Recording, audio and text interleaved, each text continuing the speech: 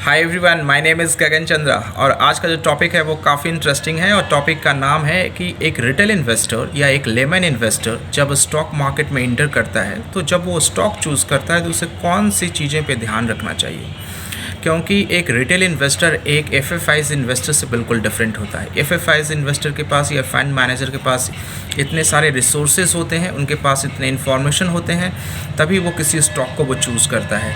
उनके पास ये भी फैसिलिटी होती है कि वो मैनेजमेंट से डायरेक्टली वो बात भी कर सकते हैं। रिटेल इन्वेस्टर के पास इतनी फैसिलिटी नहीं होती। उनके पास जो रिसोर्सेज अवेलेबल हैं उसको वो अच्छे से ऑप्टिमम यूटिलाइज़ करके वो एक अच्छे स्टॉक को चूज़ कर सकता है। और वो कौन कौन से रिसोर्सेज हैं, जैसे बैलेंस शीट है, प्रॉफिट एंड लॉस है। तो आप इन सारी चीज़ों को अगर देखेंगे तो आप कंपनी के हेल्थ के बारे में बिल्कुल आपको पता चल जाएगा। तो वो कौन सी सारी चीज़ें हैं, 5 फैक्टर्स को आज मैं डिस्कस करूंगा कि वो कौन से 5 फैक्टर्स हैं जिसको एक रिटेल इन्वेस्टर या एक लेमन इन्वेस्टर्स को बिल्कुल ध्यान रखना चाहिए किसी स्टॉक को बाई करने के पहले। तो वो जो सबसे पहला फैक्टर है वो है स्ट्रॉन्ग मैनेजमेंट।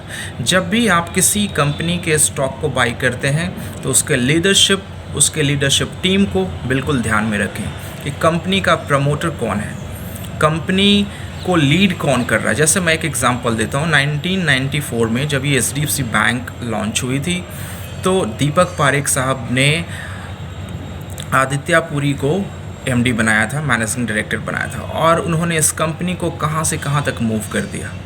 आज मैं एक दूसरी बैंक के बारे में बात करूँ तो कोटक महिंद्रा बैंक, इसके भी जो एमडी हैं उदय कोटक बिल्कुल एग्रेसिव हैं और बिल्कुल भी स्ट्रॉन्ग स्टेप लेने में वो बिल्कुल भी चूकते नहीं हैं। तो एक लीडर का काम ही होता है कि जब कंपनी कभी बुरे कंडीशन से गुजरती है तो उसको उस कंडीशन से निकालना एक अच्छे लीडर का काम होता है। एक अच्छे लीडर का काम होता है कि कंपनी को एक बिल्कुल जीरो से स्क्रैच से कैसे टॉप पे ले जाना है। जैसे मैं एग्जांपल देता हूँ, क्योंकि क्या होता है कंपनी में कभी भी कुछ अनफोर्सीन केसेस हो सकते हैं। जैसे मैं आप जो सिंपल अभी सबके सामने एग्जांपल है वो कोविड-19। कोई भी कंपनी नहीं जानती थी, अपने सपने में भी नहीं सोची थी कि कोविड-19 ऐसा कोई ऐसा पैंडेमिक आएगा और पूरे वर्ल्ड को बिल्कुल वो लॉक कर देगा और सारे मैन्युफैक्चरिंग सेक्टर्स, सारे सेक्टर्स को वो बुरी तरह से प्रभावित किया। तो इसमें क्या होता है, वो कौन सा फैक्टर होता है जो कि एक कंपनी को आगे लेके जाती है इस विषम परिस्थिति में भी। क्योंकि जब आप क्रिकेट भी मैच देखते हो, जब एक मैच में एक हारा हुआ मैच होता है, बिल्कुल लग रहा होता है फील्डिंग करने वाली टीम को कि नहीं अब तो हार ही जाएंगे, तो सारे जो उसके प्लेयर होते हैं उनका ध्यान किधर होता है, कैप्टन की तरफ। अगर कैप्टन थोड़ा सा भी वो कैजुअल दिख रहा है या उसके चेहरे पे थोड़ी सी भी वो हार दिख रही है तो टीम वहीं पे हार जाती है। तो एक स्ट्रॉन्ग मैनेजमेंट का होना कंपनी के लिए बहुत ज़रूरी है। जैसे एक चंदा कोचर ने का नाम वीडियोकॉन के साथ आया, कंपनी का नाम बिल्कुल बदनाम हुआ आईसीआईसीआई बैंक का। तो टॉप मैनेजमेंट में अगर अच्छे पर्सन है, एक अच्छा लीडर है, तो कंपनी को वो एक बुरे कंडीशन से भी अच्छे कंडीशन में लेके जा सकता है। तो अगर आप कंपनी में किसी भी स्टॉक में बाई करना चाहते हैं तो सबसे पहले उसके मैनेजमेंट को ज़रूर देखें, उसके लीडर को ज़रूर देखें और उसको समझें कि ये जो कंपनी का लीडर है वो कैसा है, उसका ट्रैक रिकॉर्ड कैसा रहा है। तो सबसे पहला पॉइंट ये था। दूसरा पॉइंट ये है कि उसके ईबिट को चेक करें। अब ईबिट क्या होता है कि earning before interest and tax. इसको आप कहाँ चेक करेंगे, प्रॉफिट एंड लॉस अकाउंट में। कंपनी को कैसे जज करेंगे कि आगे आने वाले 4 या 5 सालों में कंपनी का स्टॉक प्राइस इतना होगा। वो तभी पता चल सकता है कि कंपनी का फ्यूचर जो कैश फ्लो है वो कितना आ रहा है। क्योंकि फ्यूचर कैश फ्लो पे तो डिपेंड करेगा कि कंपनी की प्राइसिंग क्या होगी और इसका स्टॉक प्राइस कहाँ जा सकता है। जो बड़े बड़े जो इन्वेस्टर होते हैं वो कैश फ्लो को बहुत नज़दीक से वॉच करते हैं। तो वो होता क्या है, अभी एबिट मार्जिन से ये कैसे पता चलता है। एबिट में क्या होता है, आप कोई कंपनी चला रहे हैं तो आपको सेल से रेवेन्यू जनरेट होता है और उस प्रोडक्ट को बनाने में आपको कॉस्टिंग लगती है। जैसे कि क्या होता है कि एक इनपुट होता है। इनपुट क्या होता है, आप अपना कैपिटल उसमें इन्फ्यूज़ करते हैं और जो सेल्स से जो रेवेन्यू होता है वो आपका आउटपुट होता है। जैसे मैं रेवेन्यू, सेल्स रेवेन्यू को देखूं तो उसमें कौन कौन से पार्ट इन्वॉल्व होते हैं। अगर मैं हल्का सा फिनेंशियल टर्म यूज़ करूं, उसको बोलते हैं COGS बोलते हैं, कॉस्ट ऑफ गुड्स सोल्ड। मतलब एक किसी भी गुड्स को, एक किसी भी प्रोडक्ट को डिज़ाइन करने में, बनाने में, उसमें लेबर कॉस्ट होता है, उसमें सेल्स एंड एडवर्टीजमेंट कॉस्ट लगता है। इससे क्या पता चलता है? इससे ये पता चलता है कि ये इस कंपनी का जो मैनेजमेंट है, जो इसको देख रेख कर रही है, वो कितना एफिशिएंट है। जैसे कि अगर आपको 100 रुपीज़ दिया जाए, उस 100 रुपीज़ को आप कहाँ पे इन्वेस्ट करें जिससे कि आपको ज़्यादा रिटर्न आए। तो अभी ये EBIT मार्जिन से ये पता चलता है कि कंपनी जो है, कंपनी का जो मैनेजमेंट है वो कितना फोकस्ड है, और वो जो उसको कैपिटल, जो रिसोर्स मिला है उसको वो कितने अच्छे तरीके से ऑप्टिमम यूटिलाइज करके उससे वो रेवेन्यू जनरेट किया। तो EBIT मार्जिन बहुत ही बड़ा फैक्टर होता है, जो दूसरा सबसे बड़ा पॉइंट है। तीसरा पॉइंट है EPS, जिसको बोलते हैं अर्निंग पर शेयर। अभी EPS क्यों इम्पॉर्टेंट है? अभी क्या होता है, किसी भी कंपनी में आप इन्वेस्ट क्यों करते हैं? आप इन्वेस्ट इसके लिए करते हैं क्योंकि आप में अभी इतना दम नहीं है कि वो सेम कंपनी आप ऐसा बना सको, लेकिन आपको लगता है कि नहीं, मेरा भी एक ड्रीम था कि मैं भी एक ऐसा कंपनी बनाता। अभी मेरे पास रिसोर्सेज नहीं है, कॉस्ट नहीं है, तो मैं उसमें कैसे उसमें इन्वॉल्व हो सकता हूँ। तो उसका एक तरीका है कि आप उसके शेयर्स को बाई करो। अभी शेयर्स को बाई करोगे तो क्या होगा, आप उसके ओनर बनोगे, आपको कुछ परसेंटेज मिला है, नहीं हो, आप भी उसके प्रमोटर हो एक तरीके से, भले ही छोटे प्रमोटर हो, लेकिन प्रमोटर हो आप। तो अभी क्या होता है, अभी कंपनी में क्यों इन्वेस्ट करता है कि आप उससे रेवेन्यू जनरेट करो। आपको वो कंपनी कितना पैसा जनरेट, कितना प्रॉफिट कमा के देती है, यही तो बात होती है ना। तो EPS क्या होता है, अर्निंग पर शेयर, यानी आपने 100 शेयर खरीदा तो एक शेयर पे कंपनी आपको कितना प्रॉफिट दे रही है। ये बहुत ही इंपॉर्टेंट फैक्टर है, क्योंकि अगर इससे क्या पता चलता है, इससे ये पता चलता है कि कंपनी जो है प्रॉफिट जनरेट कर रही है या नहीं। अभी EPS निकलता कैसे है?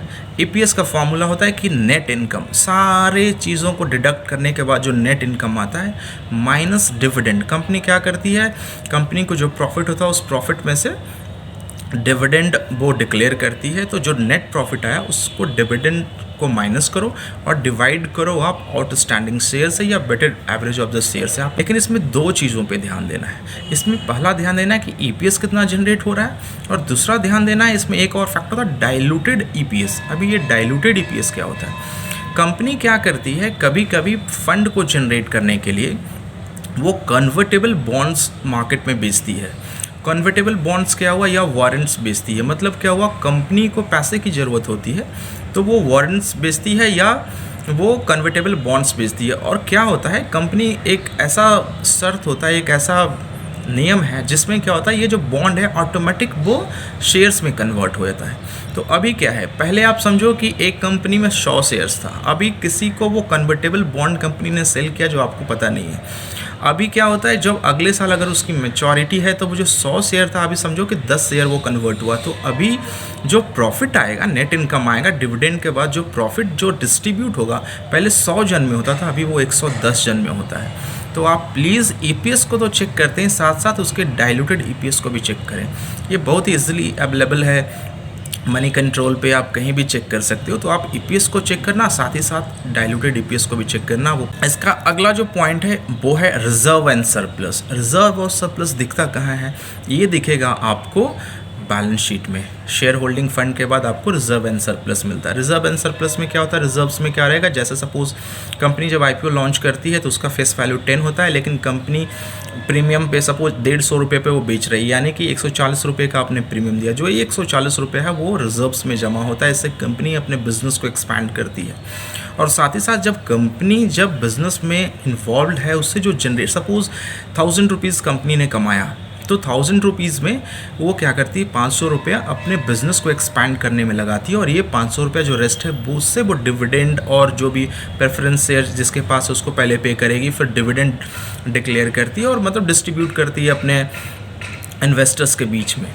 तो ये रिजर्व और सरप्लस को देखना इंपॉर्टेंट है। अभी सिर्फ ये डिविडेंड की बात नहीं होती। अगर आपके पास, आप ऐसा समझो इसको, आप आप एक बिज़नेस करते हो, अगर आपने अच्छा पैसा जमा करके रखा है, एक रिज़र्व रखा है, एक सरप्लस रखा है, तो आपको अगर अनफॉर्सीन केसेस कुछ प्रॉब्लम आती है तो आप उस पैसे से कंपनी को आप बचा सकते हो, कंपनी को आप एक्सपैंड कर सकते हो। तो ये होता है रिज़र्व एंड सरप्लस। ये लाइबिलिटी के साइड में आता है, शेयर होल्डिंग फंड, और उसके जस्ट नीचे आप देखोगे बैलेंस शीट में तो रिजर्व एंड सरप्लस रहेगा। तो रिजर्व एंड सरप्लस अच्छा होना चाहिए, और उसको आप एक बार में नहीं देखो, एक साल का नहीं देखो, आप 4-5 साल से देखो क्या वो ग्रो कर रहा है क्या रिजर्व एंड सरप्लस। सेम वैसा ही ईपीएस में भी 4-5-6 साल 7 साल का देखो कि ईपीएस उसका ग्रो कर रहा है कि नहीं। ठीक है, अभी जो नेक्स्ट फैक्टर है वो है डिविडेंड यील्ड। कंपनी जब भी अच्छा बिजनेस ग्रो करती है या उसको प्रॉफिट होता है तो वो डिविडेंड देती है, और वो डिविडेंड यील्ड एक टर्म है। डिविडेंड यील्ड क्या होता है? सपोज कंपनी ने एक शेयर पे, आप ऐसा समझो कि 10 रुपये का डिविडेंड है, जिसके पास एक शेयर है उसको 10 रुपया वो कंपनी देगी। अभी डिविडेंड यील्ड क्या होता है? तो जो कंपनी ने जो पर शेयर जो डिविडेंड दिया है उसको आप डिवाइड कर दो जो अभी करेंट प्राइस है आपके शेयर्स का या स्टॉक का, जो डिवाइड करोगे और उसको 100 से मल्टीप्लाई करो तो उतना वो परसेंटेज आ जाएगा। सब डिविडेंड यील्ड फिर से समझते हैं। डिविडेंड यील्ड किसको बोलते हैं? कंपनी जो आपको डिविडेंड देती है उससे आपको डिवाइड करना है जो स्टॉक का जो करेंट प्राइस है, और मल्टीप्लाई कर देना है 100 से, तो इससे परसेंटेज निकल जाए। डिविडेंड यील्ड हमेशा परसेंटेज में ही दिखाया जाता है। अब इससे क्या ये मतलब होता है? इससे मतलब ये है कि कंपनी अगर प्रॉफिट नहीं दिखाए करेगी तो क्या कंपनी डिविडेंड देगी? तो उसका कुछ डिविडेंड यील्ड आएगा ही नहीं। अभी डिविडेंड यील्ड कहाँ पे काम आता है? कुछ कंपनीज जो है जैसे आईटीसी है, वो ज़्यादा उसके स्टॉक के प्राइस में आप मूवमेंट नहीं देखोगे, लेकिन वो एक बड़ा सा चंक जिसको डिविडेंड बोलते हैं वो अपने इन्वेस्टर्स को देती है, और इसने करीब 5.20 का डिविडेंड यील्ड हमेशा दिया है। मतलब अगर आप ऐसा समझो, अगर आपने किसी स्टॉक में, सपोज आपने आईटीसी में इन्वेस्ट किया, और आईटीसी के जो करंट स्टॉक का प्राइस है, सपोज़ वो ज़्यादा उसमें कैपिटल में अप्रिसिएशन नहीं है उस स्टॉक में, लेकिन आपको तो यहाँ पे एक तरीके का इंटरेस्ट जिसको आप एफडी बोल सकते हो, वो तो आपको 5% का दे रहा है ना डिविडेंड यील्ड के ऐसा। तो यानी आपने जो पैसा लगाया आपको 5-5.25% तो आपको वो हर एक साल दे रही है। तो एक जो नॉर्मल इन्वेस्टर है, जो एक लेमन इन्वेस्टर है, इसको बिल्कुल ध्यान में रखना है, इन 5 चीज़ होगा। और मेरा एक दूसरा यही एक्सपीरियंस बोलता है, आप किसी भी स्टॉक को बाई करें, आप उसमें थोड़ा लंबे समय तक बने रहें, आपको डेफिनेटली प्रॉफिट होगा। Thank you so much. अगर आपको ये वीडियो अच्छा लगा तो प्लीज़ आप अपने दोस्तों के साथ इसको शेयर करिए, सब्सक्राइब करिए। Thanks a lot.